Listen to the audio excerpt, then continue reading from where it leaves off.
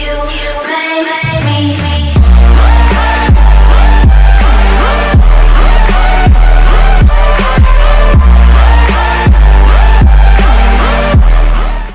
ini kita semua tahu ya bahwa Indonesia bahkan dunia itu dilanda pandemi ya, pandemi corona atau pandemi COVID-19 ya, COVID-19 ya, yang membawa dampak multidimensi ya, tidak hanya dampak di bidang kesehatan, tapi juga di bidang ekonomi, di bidang sosial, bahkan lebih jauh lagi di bidang-bidang kenegaraan juga terkena dampaknya juga. Nah, tapi yang paling menonjol tentunya adalah di bidang kesehatan dan di bidang ekonomi gitu. Nah, saya rasa sebagai insan yang normal ya, sebagai insan yang normal, tentu tidak ada orang yang tidak bersedih ya terhadap kondisi hari ini ya yang melanda seluruh Indonesia, tidak hanya Indonesia saja gitu ya. Tidak ada orang yang tidak bersedih saya rasa ya, karena saya rasa mayoritas itu akan terkena dampaknya ya.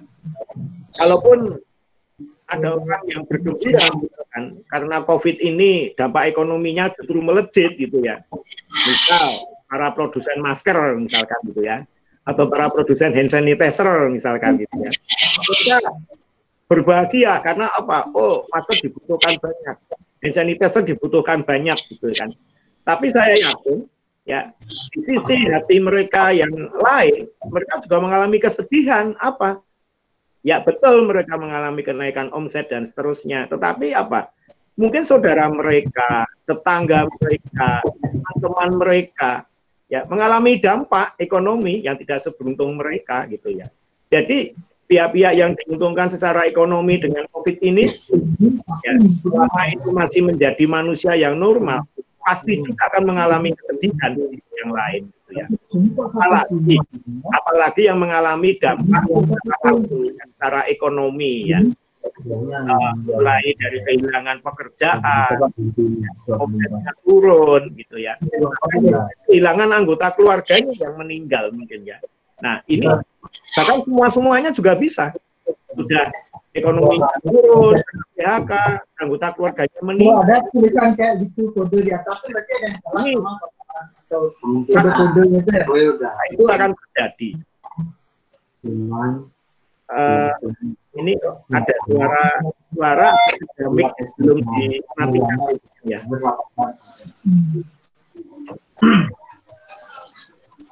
Oke, saya lanjut lagi. Pasti ada dampak-dampak yang itu terjadi dan itu membawa kesedihan ya. Ya karena memang hati setiap insan manusia itu pasti akan ada dua ruang ya. Ruang kebahagiaan dan ruang kesedihan gitu ya. Nah, tetapi di sini tentunya kita tahu ya bahwa manusia itu adalah makhluk yang sempurna gitu ya. Dia diciptakan sempurna ya.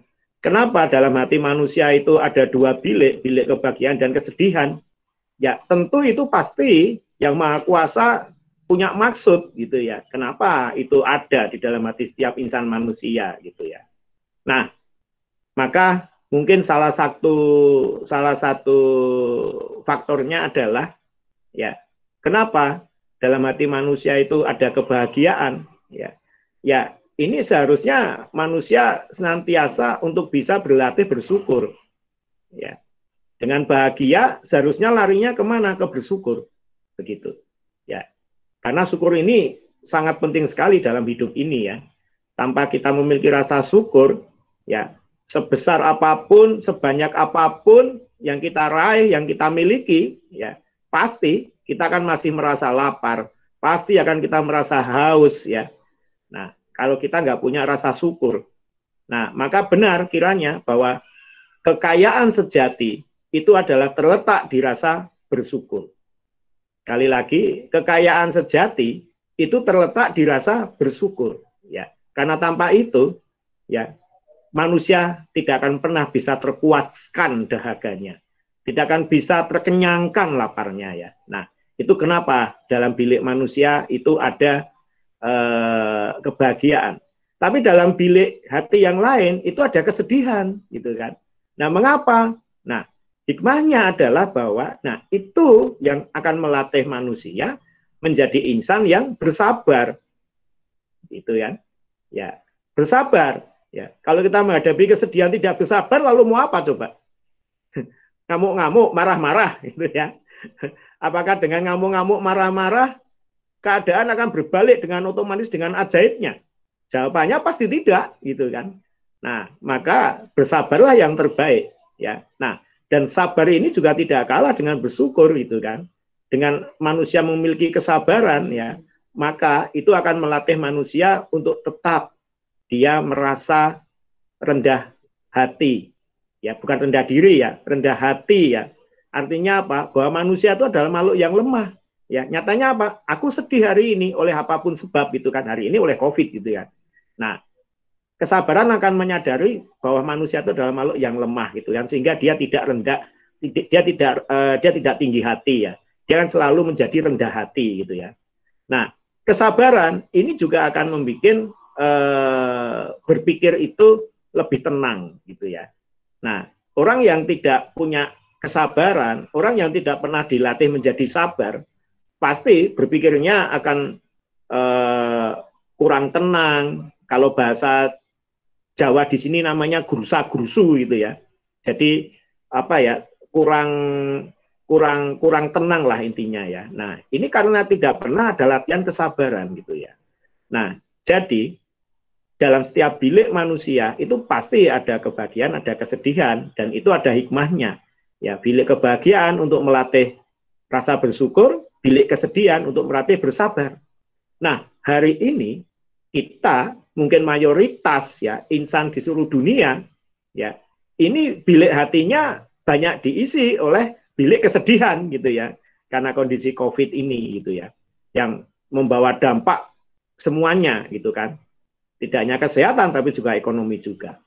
Nah, tentu ini hikmahnya ya, mari ya kita latih bilik kesabaran ini untuk menjadi semakin tinggi ya. Kita disadarkan bahwa ya manusia itu adalah makhluk yang sangat lemah gitu ya. Mungkin kita dipaksa rontok kesombongan kita hari-hari yang lalu ya. Kita begitu baru keadaan ekonomi mungkin naik sedikit atau baru sukses yang belum terlampau sukses gitu ya, apalagi yang sudah sukses beneran ya, mungkin ada kesombongan yang melekat dan sebagainya. Nah, hari ini kita disadarkan ya bahwa ya hanya dengan virus yang sangat kecil saja ya, rontok itu semua apa yang disombongkan oleh manusia ya. Kita menjadi tidak berdaya gitu ya. Kita dipaksa diam di rumah, ekonomi menjadi terhambat dan lain sebagainya ya. Nah, ini kita dipaksa dan memang harus memaksa diri kita untuk menyadari bahwa ya kita itu adalah yang lemah. Kita tidak layak untuk menjadi sombong dan seterusnya ya. Nah, maka kesabaran itu akan muncul gitu ya. Kemudian yang kedua, untuk kita bisa kesabaran itu muncul menghadapi situasional seperti saat ini ya. Ya tidak lain tidak bukan adalah bahwa kita harus berangkat, harus mulai ya dari apa? Kita harus pahami bahwa ini semua adalah takdir yang sudah digariskan oleh Yang Maha Kuasa. Ya. Tidak ada hal lain lagi untuk kita berangkat memulainya dari mana, kecuali kita harus yakini ya bahwa ini semua adalah takdir yang sudah digariskan oleh Yang Maha Kuasa.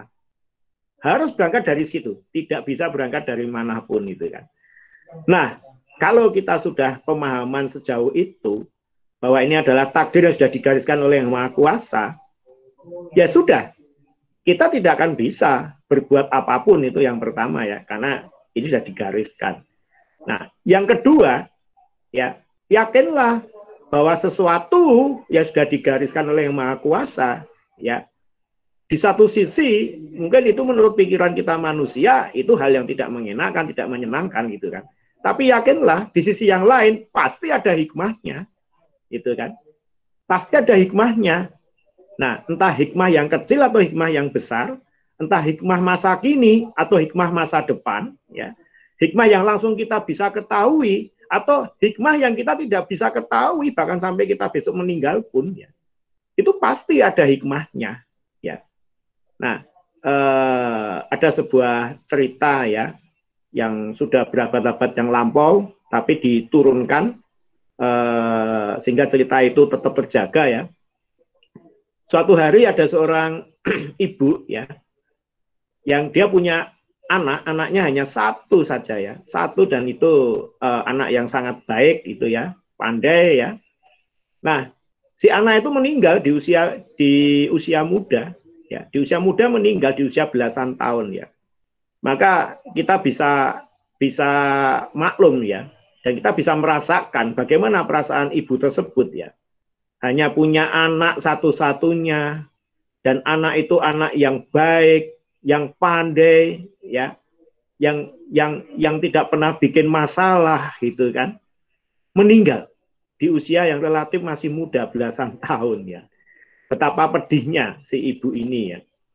Dan hari demi hari ya, bulan demi bulan, waktu demi waktu, ibu ini tidak bisa lepas dari kesedihannya ya. Ya, dia sering menangis, dia termenung, dia tidak tahu lagi apa yang harus dilakukan dalam hidup ini ya. Sangat sedih sekali melihat kenyataan hidup yang dia dapati, anak satu-satunya meninggal itu ya. Sampai suatu hari dia mendapatkan pencerahan gitu ya, ketika dia sedang tidur, pencerahan dari Yang Maha Kuasa tentunya ya, dan itu tidak hanya sekali gitu ya, 3 malam berturut-turut, berarti itu betul pencerahan dari Yang Maha Kuasa ya. Kalau hanya mimpi yang biasa kan mungkin hanya sekali gitu ya. Nah, apa pencerahannya? 3 malam berturut-turut itu dia diberitahu gitu kan, memang anakmu meninggal dan aku ambil ya. Tetapi ketahuilah ya, kalau anakmu tetap hidup, hari ini anakmu tuh masih menjadi anak yang baik ya. Tapi kalau dia tetap kubiarkan hidup, nanti setelah dia dewasa, setelah dia usianya sudah puluhan gitu ya, dia akan menjadi anak yang jahat. Dia akan jadi penjahat. Nah, sekarang pilihannya ada 2 ya. Kubiarkan anakmu hidup, tetapi besok ketika dia beranjak dewasa, ketika dia sudah mulai tua, dia berubah menjadi orang yang jahat, penjahat ya. Atau lebih baik anakmu kuambil dalam usia muda, dalam kondisi yang jadi anak yang baik, yang super, alias meninggal dalam kondisi yang baik. Nah, baru si ibu itu tersadar ya. Tersadar dia bahwa oh iya, ternyata ada hikmah di balik ini semua. Hikmah yang saya tidak tahu gitu kan. Yang kalau saya tidak mendapatkan pencerahan, saya tidak bakal tahu gitu ya. Nah, masih untung si ibu itu mendapatkan pencerahan gitu kan, sehingga dia tahu. Nah, artinya apa? Artinya kemampuan manusia itu masih sangat lemah. Pengetahuan manusia itu masih sangat lemah. Hal-hal yang kita ketahui ini adalah sangat sedikit dibandingkan yang Maha Kuasa ketahui gitu kan. Nah, sehingga hari ini atau apapun kejadian, tidak hari ini ya, hal-hal baik yang terjadi dan kita rasa baik dalam hidup, sebenarnya itu belum tentu baik menurut Yang Maha Kuasa. Tetapi sebaliknya, hal-hal yang jelek atau yang kita anggap sebagai bukan sebuah kenikmatan gitu kan, belum tentu itu jelek juga menurut Yang Maha Kuasa ke depannya begitu. Nah, maka segala sesuatu ya, yang jelas ya, segala sesuatu itu pasti ada hikmahnya. Entah sekarang, entah nanti, entah hal yang kecil atau hal yang besar, entah yang kita ketahui atau yang belum kita ketahui ya. Jadi positive thinking lah bahwa ya ini memang sudah garis yang ditakdirkan, dan sesuatu yang sudah ditakdirkan pastilah ya ada banyak hikmah dan kebaikan yang kita tidak pernah tahu di balik itu semua.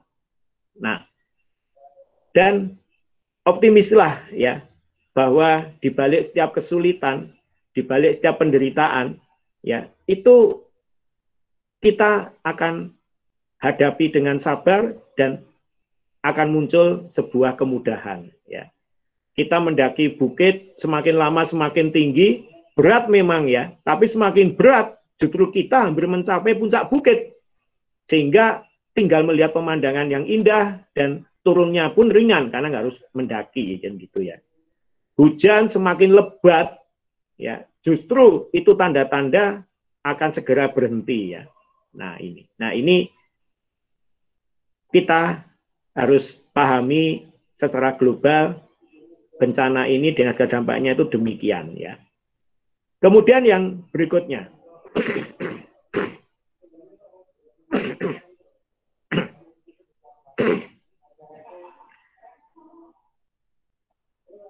orang bijak mengatakan bahwa jikalau mau prestasi, tengok ke atas. Tetapi kalau mau bahagia, tengoklah ke bawah. Nah, artinya apa? Ya, jika mau prestasi, tengoklah ke atas. Tapi kalau mau bahagia, tengoklah ke bawah. Dalam prestasi apapun ya, nah prestasi ini tidak mesti dalam hal materi ya. Nah itu iya itu kan. Tapi dalam hal non materi juga prestasi ya. Artinya apa? Oh dia orang yang baik, dermanya, amalnya juga besar. Nah itu ya. Nah dia suka menolong gitu kan. Itu juga prestasi juga ya. Nah tidaknya dalam hal materi ya. Nah memang dalam hal prestasi materi dan non materi ya kita harus melihat ke atas gitu ya. Artinya apa? Oh dia manusia, saya manusia. Dia kepalanya satu, saya kepalanya satu. Tangannya dua, kakinya dua. Dia makan nasi, saya makan nasi. Dia bisa, saya juga harus bisa. Nah, begitu. Nah, sehingga kita punya sebuah semangat dan sebuah pembanding ya bahwa kita juga mestinya bisa. Nah, ketika apa yang kita kejar itu sudah kita capai, ya, misal yang orang bekerja dulu masih pegawai biasa, sudah naik jadi supervisor. Orang yang sekolah sudah lulus S1, ya, sudah jadi S2. Orang yang bisnis, omsetnya tadinya sebulan 100 juta, sudah jadi 500 juta misalkan. Segera cari yang di atasnya lagi. Ya kan? Segera cari yang di atasnya lagi. Kalau investasi, tengok ke atas. Ya. Tujuannya apa? Segera cari yang di atasnya lagi. Yang pertama adalah kita tidak berpuas diri. Bukan kita nggak bersyukur ya. Kita tidak berpuas diri dengan prestasi yang kita capai. Karena kemandekan prestasi itu berawal dari kita berpuas diri.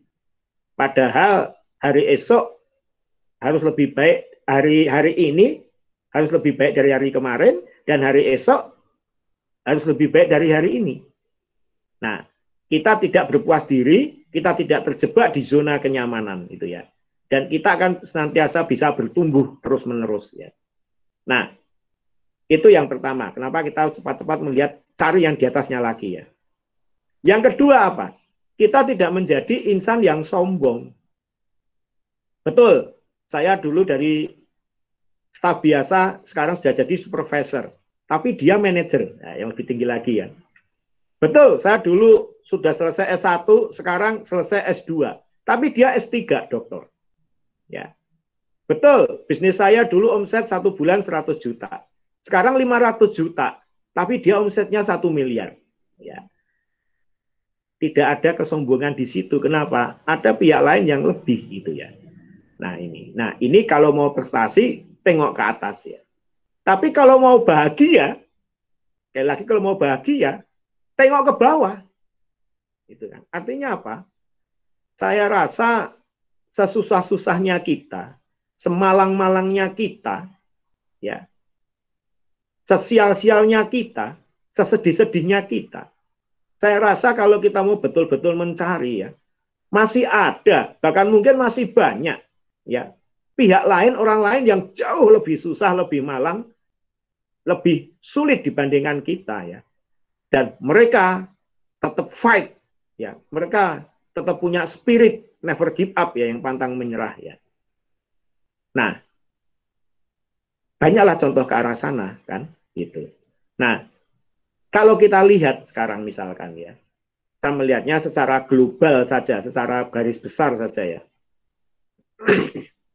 Hari ini generasi kita ini, ya, sudah ditakdirkan oleh Yang Maha Kuasa, ya, menghadapi tantangan zaman berupa pandemi COVID-19. Ya. Tetapi setiap generasi, setiap zaman, saya rasa mereka punya tantangannya masing-masing. Mereka punya PR-nya masing-masing. Ya. Mereka diberikan tantangannya masing-masing. Ya. Contoh saja, nggak usah jauh-jauh. Generasi kakek nenek kita dahulu, ya, mungkin selevel kakek kita, ya, di sini kan usianya beragam ini saya lihat, ya. Mungkin selevel kakek atau kakek buyut, ya. Itu menghadapi tantangan yang berbeda apa? Zaman Romusa Jepang. Zaman Romusa, penjajahan dahulu, ya. Kalau kita baca buku-buku sejarah, kita lihat di YouTube dan seterusnya, ya. Begitu luar biasa kesulitan, kepedihan yang dihadapi oleh kakek nenek moyang kita di zaman Romusa dahulu. Ya. Mereka hanya makan bulgur. Bulgur itu bubur jagung, itu pun jagung yang bukan untuk manusia, jagung yang untuk pakan ternak itu, ya. Mereka pakaiannya seadanya, itu pun bahannya dari karung goni, ya. Yang itu kasar, gatel, ya kan. Rumah ya seperti itu. Pekerjaan ya kerja Romusa, kerja Rodi, ya, kerja paksa. Ya. Bandingkan dengan kita hari ini. Betul, kita menghadapi PR tantangan zaman, menghadapi takdir, harus menghadapi pandemi COVID ini. Yang memporak-porandakan multidimensi, ya, kesehatan, ya, ekonomi. Tetapi coba dibandingkan dengan tantangan zaman, takdir yang diberikan ke kakek nenek moyang kita dulu. Tidakkah kita lebih jauh beruntung? Mereka makan bulgur. Hari ini kita masih makan apa? Mungkin masih makan nasi. Walaupun lauknya mungkin jadi sederhana gitu, ya. Setidak-tidaknya masih ada mie instan lah yang enak lah, ya. Nah, mereka pakaiannya seadanya. Hari ini, maaf, di sini saja ini di layar ini semua masih pakai pakaian yang lengkap, yang bagus-bagus gitu kan. Rumah jelas ini, maaf, ini saya nggak lihat di sini ada yang di tengah, di bawah pohon atau di dalam gua itu, ya. Nah, ini, ya. Kita masih bisa YouTubean, masih bisa nonton TV, mungkin masih bisa keluar jajan apa bakso, ya kan. Tidakkah kita itu lebih beruntung sebenarnya dibandingkan PR di zaman kakek nenek moyang kita dulu, ya. Dan kakek nenek moyang kita dulu menghadapinya dengan tegar, ya, dengan sabar, dengan ikhlas. Dan hari ini kita bisa merdeka. Maka mari, ya, mari kita sebagai generasi yang ditakdirkan menghadapi COVID-19 ini, ayo kita hadapi dengan gagah berani. Ya, kita hadapi dengan kesabaran yang tinggi. Kita hadapi dengan keikhlasan yang seluas samudra. Ya. Jadilah kita insan-insan yang berani untuk menghadapi hidup ini. Nah, tunjukkan bahwa kita mampu, maka kita akan mengukir sejarah yang kita torehkan ke anak cucu kita besok. Bahwa generasi kita menghadapi pandemi yang luar biasa, yang merusak sendi-sendi kehidupan, ekonomi, kesehatan, tetapi kita mampu menghadapinya dengan berani, dengan tegar, dengan sabar, dengan ikhlas. Ya, dan itu akan tercatat sebagai tinta emas besok. Cucu kita, cicit kita, ya. Itu yang kira-kira akan terjadi. Ya. Nah, maka sekarang pertanyaannya adalah, pandemi ini masuk Indonesia di bulan Februari, pertama kali diumumkan oleh Bapak Presiden, ya. Nah, oke, pada saat itu mungkin belum terlampau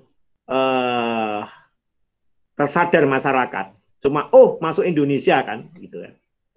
Tapi bulan Maret ternyata dampaknya besar, banyak yang meninggal, ekonomi mulai terganggu dan lain sebagainya, orang dipaksa diam di rumah, ya, baru mulai timbul kesedihan, ya. Oke, Februari mulai, Maret sedih, April masih sedih juga, ya,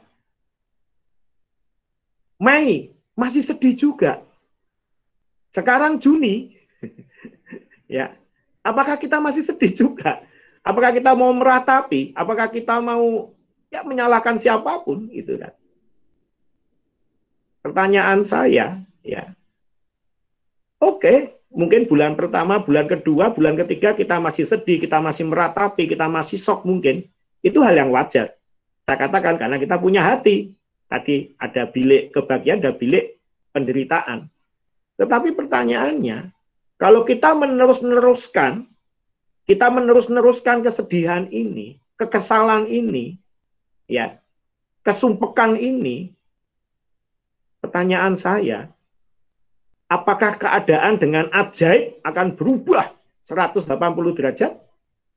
Lalu mendadak kita bangun tidur, di samping tempat tidur kita ada sekeranjang emas gitu. Ya.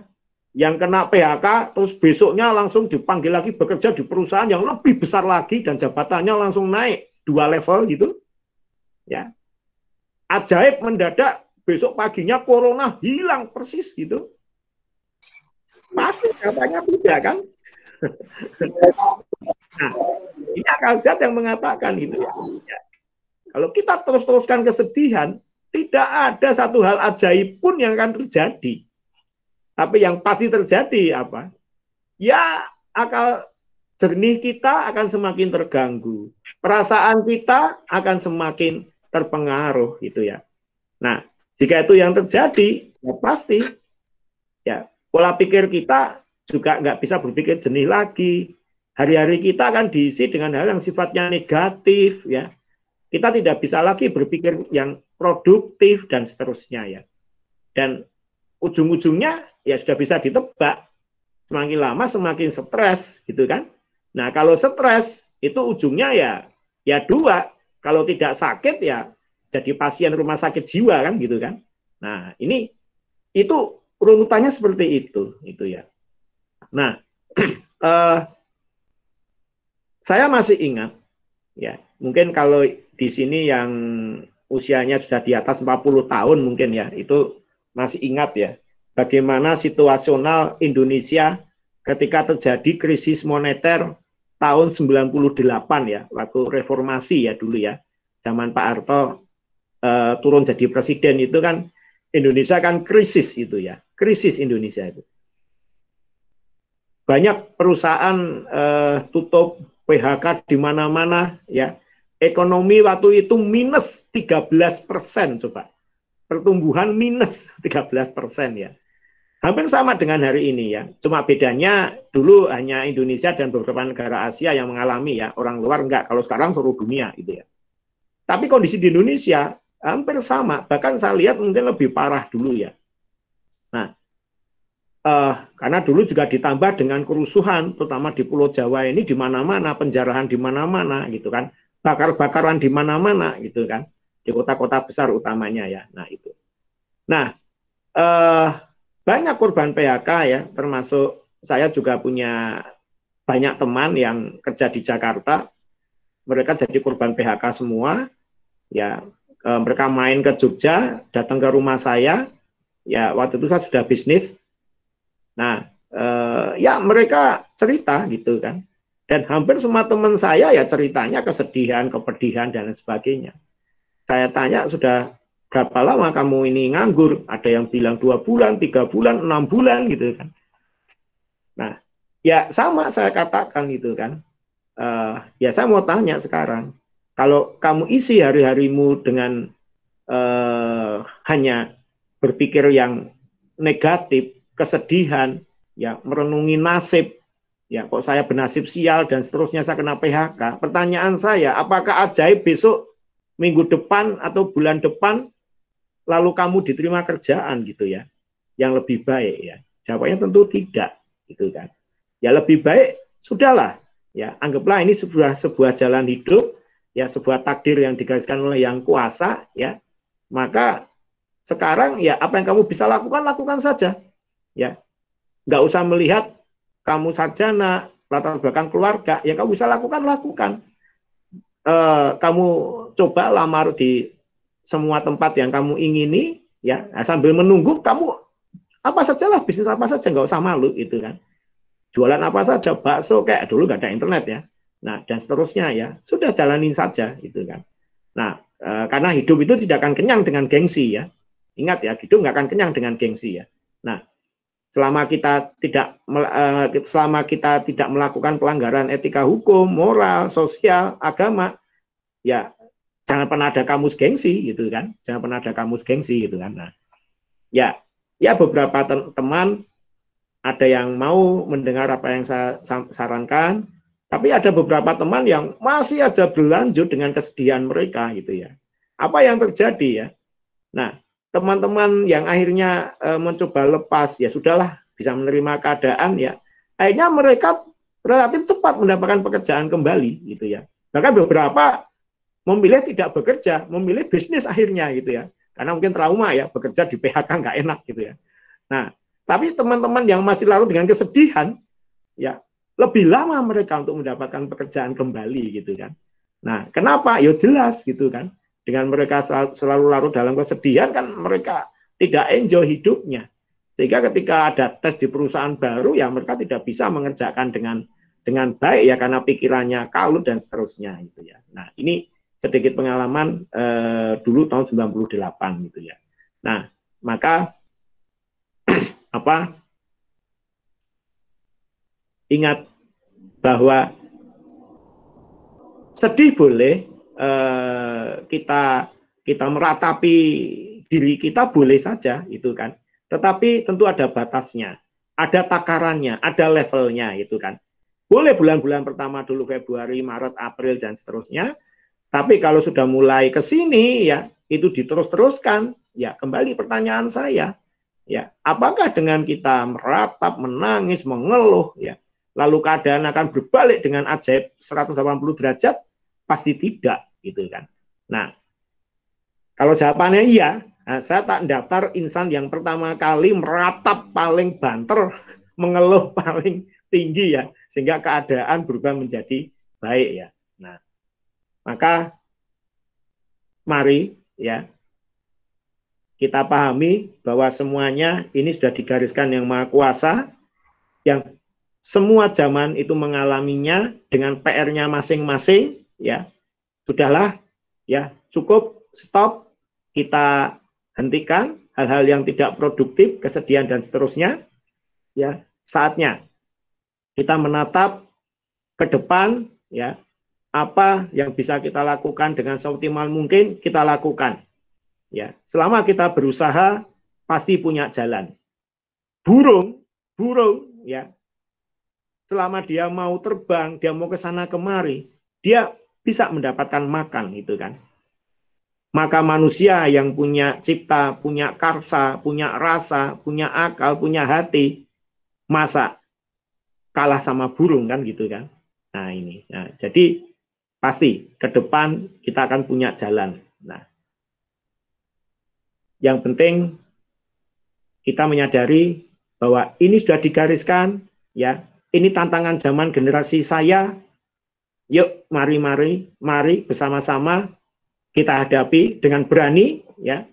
Dan ini akan menjadi catatan emas bagi anak cucu kita kelak, bahwa kita adalah generasi yang tegar, yang berani menghadapi situasional yang sulit, ya. Dan ini mungkin akan bisa menjadi inspirasi bagi anak cucu kita kelak, itu ya. Nah, oke. Nah, maka salah satunya kita menghadapi pandemi COVID-19 ini, salah satunya gitu ya, ya melalui bisnis kita bersama ini di NASA, gitu ya, dalam aspek ekonomi yang saya maksud ya. Nah, aspek kesehatan jelas ya, di NASA ada banyak produk yang mensupport untuk daya tahan tubuh khususnya ya, dan itu sudah cukup banyak kesaksian. Beberapa kami shooting, cuma kami belum share aja ya, nanti tidak salah gitu ya. karena memang hari ini belum ada vaksinnya, tetapi faktanya cukup banyak yang sembuh dengan perantara produk-produk NASA ya. Kami banyak menerima laporan kesaksian untuk hal itu ya. Ada yang menggunakan propolis, sampro, ada yang menggunakan agarik, ada yang menggunakan trace mineral NASA, NTSM gitu ya. Ada yang menggunakan kordimun gitu ya. Dan masih ditambah vitamin C tentunya ya. Vitamin C ini wajib lah gitu ya. Nah, itu banyak laporan kesedihan, laporan kesembuhan gitu ya. Nah, dengan NASA ini aspek kesehatan kita bisa bersama-sama ikut membantu lah bangsa ini ya. Selain juga untuk diri kita sendiri dan keluarga gitu ya. Itu kalau saya dan semua orang di kantor ini namanya propolis itu ya, itu paket wajib yang harus setiap hari diminum gitu ya. Minimal 1 hari 5 tetes lah gitu ya. Dengan vitamin C itu. Nah, kemudian trace mineral kita punya NTSM itu bagi yang pakai air galon. Nah, air galonnya itu diisi 50 tetes itu. Ya, nah, jadi nanti setiap minum itu sudah ada mineralnya di situ. Plus vitamin C. Nah, itu sudah paket yang saya wajibkan untuk di semua staf di NASA ini ya. Nah, oke, dengan produk-produk NASA kita bisa berkiprah di aspek kesehatan tentunya ya. Nah, bagaimana dengan aspek ekonominya gitu ya? Ya, saya rasa sangat bisa ya. Kita tetap fight, tetap berjalan dengan bisnis di NASA ini ya, bisnis direct selling ini ya, orang bilang MLM gitu ya. Ya, kenapa? Kemarin saya ada beberapa jaringan yang, Pak, ini jaringan saya menjadi kurang aktif. Pak, ini jaringan saya berhenti. Pak, ini jaringan saya meninggalkan NASA itu kan. Walaupun banyak juga jaringan yang lain mengatakan tetap aja Pak jaringan saya jalan, bahkan yang ada di Sulawesi dia mengatakan malah jaringannya bertumbuh lebih besar gitu kan. Karena banyak produk-produk NASA yang digunakan untuk COVID gitu ya. Kemarin ada salah satu jaringan kami itu belanja kurang lebih 30.000 botol propolis. 30.000 botol propolis ya. Ya, dia bilang kok sebanyak ini belanjanya ya. Ini mau untuk nyiram tanaman atau apa gitu. Nah, dia bilang ya dia ada buyer. Nah, buyer ini menjual lagi ke konsumen, sebagian di dalam negeri, sebagian lagi dikirim ke luar negeri gitu kan. Nah, oke. Nah, tapi pertanyaannya sekarang adalah ya bagaimana dengan kita menjalankan bisnis di NASA ini? Ya, ya tetap harus jalan. Ya, kenapa? Ya, yang pertama ya kita sudah susah payah membangun bisnis NASA. Kita sudah susah payah belajar bisnis network, bisnis jaringan. Dan kita sudah punya jaringan, kita sudah punya konsumen, gitu ya. Yang sudah sekian lama. Masa kita akan tinggalkan begitu saja, gitu ya? Jawabannya pasti tidak, gitu ya. Nah, lalu pindah ke bisnis yang lain, apapun itu, gitu kan. Ya pertanyaannya, apakah di sana juga tidak akan ada tantangan dan kesulitan, baik jangka pendek maupun jangka panjang? Pasti semua bisnis ada tantangan dan kesulitannya masing-masing. Nah, kemudian yang kedua, justru ya bisnis jaringan atau networking atau orang bilang MLM, tapi ini yang murni, saya nggak bicara money game ya. Ini adalah salah satu bisnis ya yang dianjurkan oleh pakar-pakar ekonomi ya setelah adanya COVID-19 ini. Ya, mungkin teman-teman pernah baca di medsos ya, karena juga ada yang sampai menulis kemudian diedarkan ya, yang di situ judulnya intinya ini 10 besar bisnis yang punya prospek di era COVID-19 dan 10 bisnis yang drop gitu ya. Nah, dari 10 jenis bisnis yang punya prospek di era COVID-19 itu, bisnis MLM atau direct selling seperti NASA ini, ya, itu menempati ranking 3 yang punya prospek, gitu. Ya, ranking 1 yang kaitannya dengan kesehatan, ranking 2 kalau nggak salah asuransi, gitu ya. Nah, ranking 3 ini adalah direct selling, gitu kan. Dan ini pakar-pakar ekonomi yang membuat analisa itu, gitu kan. Tentunya mereka punya dasar itu kan. Nah, kemudian yang harus kita pahami, sejatinya lah bisnis direct selling seperti hanya NASA ini ya, networking ini, bisnis networking ini adalah bisnis jangka panjang. Ini adalah bisnis kalau orang lari itu lari maraton, ya, bukan lari sprint jangka pendek. Ya. Maka dalam sebuah bisnis, apalagi bisnis yang sifatnya jangka panjang, kuncinya adalah di konsistensi. Ya. Konsistensi itu adalah kerja tuntas. Dalam semua bisnis apapun ya, baik yang bisnis sifatnya jangka pendek, apalagi yang jangka panjang, kunci yang utama bukan di bekerja keras. Betul, itu tetap diperlukan ya. Bukan di bekerja cerdas, ya itu juga lebih diperlukan, nggak hanya kita bekerja keras. Tapi kunci yang utama itu adalah di bekerja tuntas, konsisten. Kuncinya adalah di situ, konsisten sebenarnya apapun itu. Ya, olahraga yang baik bukan yang berarti tanggal 1 olahraga 3 jam, tanggal 2 sampai 5 libur, tanggal 6 olahraga lagi, tanggal 7 10 libur, bukan. Cukup 30 menit setiap hari, ya, setiap hari, minimal seminggu 4 kali, 3 sampai 4 kali, konsisten.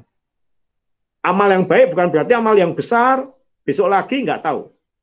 Walaupun kita amalnya kecil-kecil, tetapi rutin, ya, konsisten, itu lebih baik. Nah, amal ini nggak mesti dengan materi ya, dengan tenaga itu juga amal, dengan sumbang pemikiran itu juga amal ya. Dan ada amal yang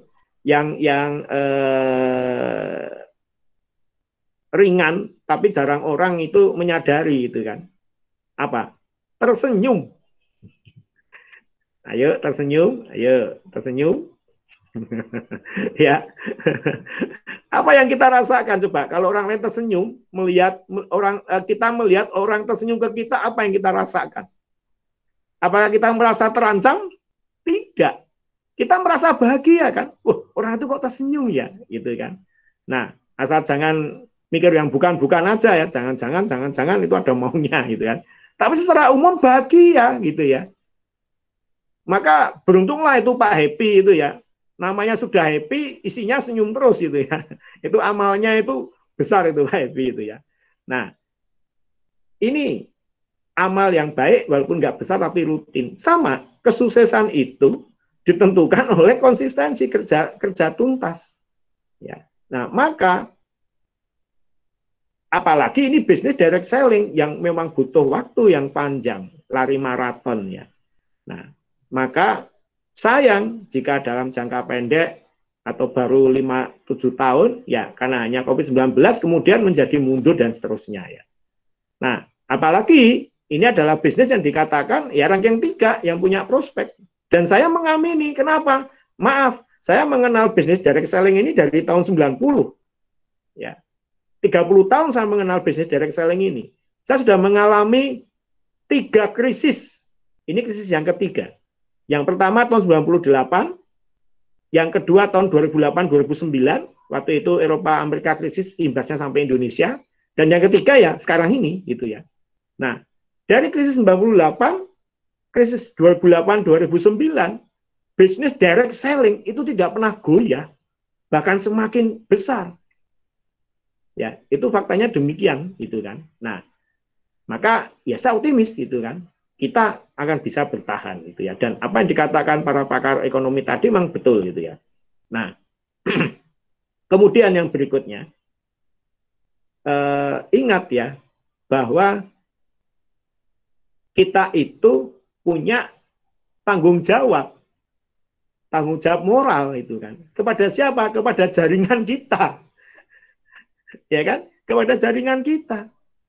Kita itu adalah panglima bagi jaringan kita masing-masing. Kita itu adalah nahkoda ya bagi penumpang kapal kita masing-masing. Akan sangat mengecewakan, akan sangat menggelikan ya, akan sangat tidak elok itu ya, jika seorang panglima meninggalkan medan perang duluan. Jika seorang nakoda kapal meninggalkan kapal itu duluan itu ya. Seorang panglima perang, dia adalah orang terakhir yang meninggalkan medan peperangan, entah pasukannya itu menang atau kalah. Seorang nakoda, dia adalah orang terakhir yang meninggalkan kapal ketika kapal itu tenggelam seharusnya. Bukan malah yang pertama kali gitu kan. Nah, ya mending kalau kapalnya itu memang mau tenggelam. Lah kalau kapalnya saja nggak tenggelam, sudah meninggalkan duluan gitu kan. Nah, hanya ombaknya tambah ganas gitu ya, tapi kapalnya nggak ada masalah. Hanya memang jalannya agak oleng ya, karena wajar ombaknya itu tinggi. Tapi nggak ada kebocoran di kapal, tidak ada kebakaran gitu kan. Nggak ada tanda-tanda kapal mau tenggelam. Lah nakodanya melarikan diri dulu dari kapal. Ya, ini adalah hal yang ironis ya. Nah, dan satu hal lagi, ya, bisnis tentunya secara umum orang akan melihat dari sisi potensinya secara materi ya. Apa yang saya bisa dapatkan itu kan. Benar ya, saya tidak menyalahkan ya. Tetapi kalau menurut hemat saya, ya kita adalah insan yang sempurna ya. Seharusnya kita melihat bisnis dan kita melihat dunia ini dan kita punya penilaian kepada hidup dan kehidupan ini, itu jangan hanya sebatas materi gitu ya. Walaupun iya, itu yang pertama, nggak masalah ya. Artinya apa? Kalau kita bisa memiliki sebuah bisnis yang punya sisi-sisi, punya dimensi yang cukup lengkap, tidak hanya sekedar materi, ya. Kenapa tidak? Itu ada satu hal yang ideal. Ya. Kita punya sebuah bisnis yang secara materi ini bisa memberikan hasil kepada kita. Bahkan punya potensi yang luar biasa. Oke. Tapi juga bisnis ini dia bisa memberikan peningkatan kualitas dalam diri dan kehidupan kita. Kualitas hidup kita meningkat.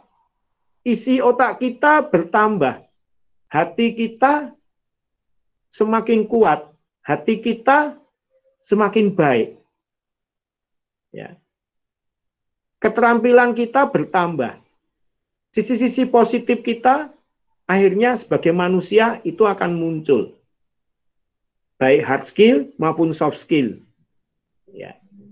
Dari bisnis itu bisa memberikan itu. Kepribadian kita juga bisa semakin baik dan seterusnya. Ya. Oke. Kemudian bisnis itu juga bisa memberikan sisi-sisi sosial yang besar. Apa? Pertemanan kita semakin hari menjadi semakin erat, semakin luas, semakin banyak. Ya.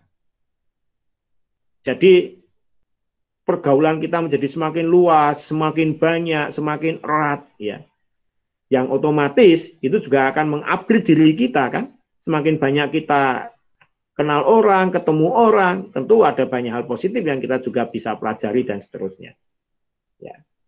Kemudian bisnis tersebut itu bisa memberikan manfaat, ya, manfaat baik langsung maupun tidak langsung ke banyak orang. Nah, dan manfaat itu tidak hanya manfaat ekonomi, bisa saja manfaat yang non ekonomi juga. Nah,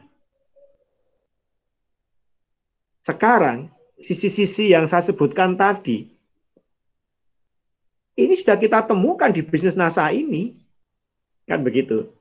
Dari sisi ekonomi jelas ya, sudah banyak yang bisa merasakan dari sisi ekonomi lah, itu ya. Nah, kalaupun ada yang belum bisa, ya tentu hanya proses waktu nanti ya, selama konsisten dan seterusnya, tentu cepat atau lambat seharusnya dia akan menikmati ya. Kalau dikatakan, wah ini kok masih gagal saja ini secara ekonomi menjalankan bisnis di NASA ini. Lah, di bisnis yang lain pun juga nggak ada keberhasilan 100%. Orang yang jual bakso itu ya dari 1.000 orang yang buka bakso ya nggak semuanya itu sukses. Mungkin dari 1.000 yang sukses cuma 300, yang 700 juga akan tutup gitu kan. Sama saja itu sih di semua bisnis ada gitu ya. Dan tentu ada faktor-faktornya ya, kenapa yang itu sukses yang ini tidak. Sama di bisnis jaringan pun demikian. Tetapi yang jelas ini sudah bisa memberikan aspek ekonomi, sudah banyak orang yang sudah bisa membuktikannya ya. Oke. Nah, sisi-sisi yang lain apa tadi? Sisi yang mengangkat kualitas diri. Ya di bisnis network NASA ini kan ada banyak kan pelatihan, ada banyak seminar, ada banyak diskusi ya dan lain sebagainya lah ya. Yang itu akhirnya mengupgrade diri kita. Ya, baik hard skill maupun soft skill kita, baik otak kita maupun hati kita. Nah, aspek sosial bagaimana? Ya jelas ini bisnis jaringan. Ya, makin hari mestinya pertemanan kita akan makin banyak. Kalau makin hari kok teman kita hanya itu saja, kenalan kita itu saja, berarti Anda tidak menjalankan bisnis ini, nggak bertambah jaringannya kan begitu ya. Nah, yang lebih jauh lagi apa? Aspek kemanfaatan. Ya, aspek kemanfaatan jelas. Bu Nopi dulu mungkin sendirian awal di Pulau Bali itu kan. Hari ini saya belum ngecek ke bonus ya, sudah berapa orang yang berada di jaringan Bu Nopi? Mungkin ribuan mungkin.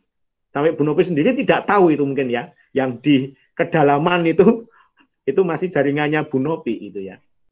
Nah, ini semua, ini kan Bu Nopi sudah memberikan aspek kemanfaatan secara ekonomi kan, ke semua jaringan yang di bawah Bu Nopi. Yang secara langsung, ya frontline-nya Bu Nopi. Tapi yang tidak langsung, jelas Bu Nopi memberikan. Ya. Nah, secara produk, ya banyak membantu sesuai dengan manfaat produk masing-masing. Para petani, para peternak terbantu ya. Orang yang sakit ya terbantu juga. Orang yang ingin penampilan yang lebih terbantu juga. Ya, mereka bahagia karena terbantu dan itu ya melalui kita juga. Nah, jadi selain aspek batin, orang merasa bahwa kita bisa punya manfaat untuk orang lain itu kan seharusnya punya perasaan batin yang puas ya. Oh ya, saya bisa ternyata bermanfaat untuk orang banyak. Ini jaringan saya, ini downline saya, itu konsumen saya. Itu semestinya ada perasaan puas dalam hati ya. Puas dalam pengertian bukan seperti puas materi ya. Puas yang lain gitu ya. Karena hati itu kan puasnya kan masing-masing gitu ya.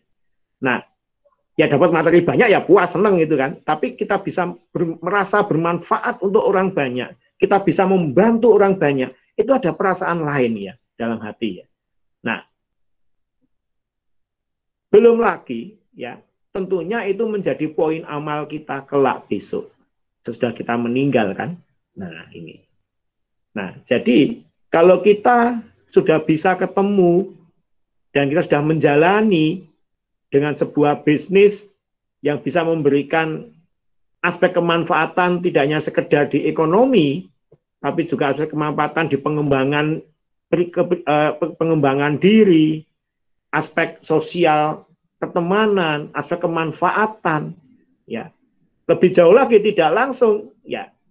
Ini semua kan berujung apa? Inilah sumbangsi kita kepada negara kita. Ya. Karena apa? Yang dibutuhkan Indonesia, apalagi sekarang ini kena COVID ya, itu dibutuhkan lebih banyak lagi para pahlawan, yaitu pahlawan ekonomi. Saya ulangi lagi, ya. Indonesia yang dibutuhkan sekarang, apalagi setelah pandemi 19 ini, adalah para pahlawan-pahlawan ekonomi. Dan salah satunya, teman-teman semua di sini adalah pahlawan ekonomi. Saya katakan dengan sesungguhnya, karena memang itu faktanya. Teman-teman menyadari apa tidak menjadi pahlawan ekonomi, ya silahkan ya. Mungkin ada yang tidak merasa, oh saya nggak merasa jadi pahlawan, Kak. Bagus itu kan. Daripada merasa sok jadi pahlawan, sebenarnya bukan gitu ya. Nah, lebih baik kita menjadi pahlawan, tapi kita tidak merasa itu kan. Itu baik gitu kan. Tapi sesungguhnya, ya teman-teman sudah menjadi pahlawan ekonomi. Ya, itu. Apalagi kita tahu begitu banyak pengangguran yang tercipta ya karena korban ya perusahaannya banyak yang tutup, kena PHK dan seterusnya ya. Ya, ini menanti mereka menjadi downline teman-teman. Menanti mereka dibimbing oleh teman-teman gitu ya. Ya. Hari ini saja, ini sebelum acara ini tadi ya. Sebelum acara ini ya ada salah satu saudara saya tahu-tahu datang ke kantor ya. Dia cerita, "Mas, aku kena PHK gini-gini 6 bulan aku nganggur sekian lama gini-gini dan sebagainya. Gimana ini dan sebagainya." Ya sudah, kamu ikut NASA saja. Ya.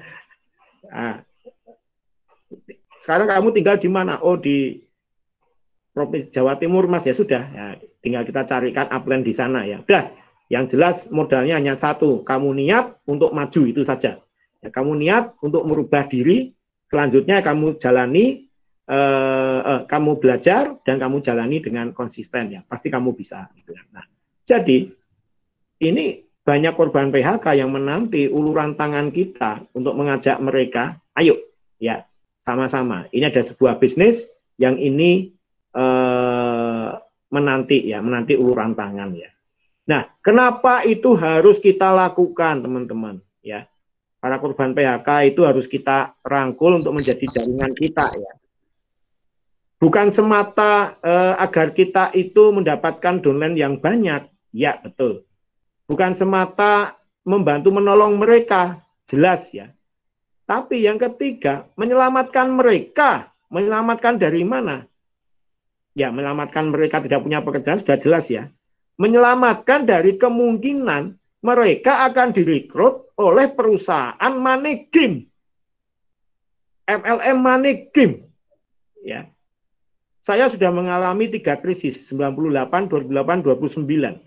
Yang saya amati, ya, ketika krisis ini terjadi, maka yang namanya bisnis money game itu marak. MLM money game itu marak. Ya, lebih marak dari biasanya. Bukan berarti tidak ada ya, tetap banyak ya. Dan mereka menjadi predator ya. Dan kita paham bahwa money game itu cepat atau lambat itu pasti akan rontok ya. Dan yang menjadi korban siapa? Ya para membernya. Terutama member yang daftarnya terakhir. Nah, sehingga sebelum mereka itu nanti sekian persen dari para PHK-wan ini dan PHK-wati ini menjadi korban money game ya, karena mereka tertarik, oh ya ini bisnis yang bisa dijalankan dengan fleksibel. Ya, kita selamatkan dulu untuk masuk bisnis yang benar itu ya. Bisnis jaringan yang benar ya. Nah, ini juga akan menjadi catatan amal kita itu ya. Nah, saya wanti-wanti di beberapa grup medsos ya yang saya tergabung ya, tapi bukan di grup yang NASA ya, ada di grup keluarga, teman-teman sekolah ya. Saya wanti-wanti, awas money game, awas money game. Karena 2 krisis 98, 2008, 2009 itu marak itu ya. Nah, itu. Nah,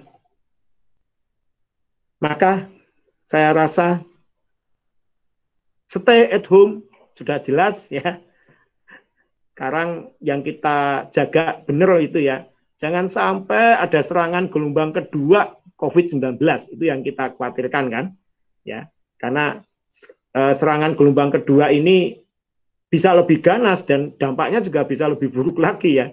Bisa lockdown lagi ya, ekonomi akan terhambat lagi ya. Maka ya mari kita jaga semua protokol kesehatan gitu kan. Ya termasuk stay at home dan seterusnya, jika memang tidak biasa perlu betul ya kita stay at home ya. Tapi juga stay at direct selling, stay at NASA ya. Nah, ini tetap kalau stay at home untuk keberlanjutan kesehatan kita, kalau stay at NASA untuk keberlanjutan ekonomi kita ya. Nah, jadi ini prolog saya, pengantar saya, pembukaan UUD 45 saya gitu ya. Nah, silakan kita bisa lanjut dengan diskusi ya, apapun ya, selama nanti saya bisa kalau ada pertanyaan dan seterusnya saya bisa saya jawab gitu ya. Tapi kalau belum memungkinkan karena saya butuh data teknis misalkan, ya akan saya catat terlebih dahulu ya. Atau mungkin ada usulan, saran dan seterusnya, monggo silahkan ya. Terutama mungkin di pertemuan yang pertama dulu ya, 2 minggu yang lalu kayaknya, yang mungkin belum sempat gitu ya, dengan saya dan Pak Evi gitu, nah, silahkan untuk bisa ya apapun lah disampaikan gitu ya, usulan, saran, kritik dan lain sebagainya. Mungkin sedikit itu yang saya bisa sampaikan sebagai pembuka atau prolog hari ini. Oke, saya kembalikan ke Bu Nopi atau Pak Adi. Ya.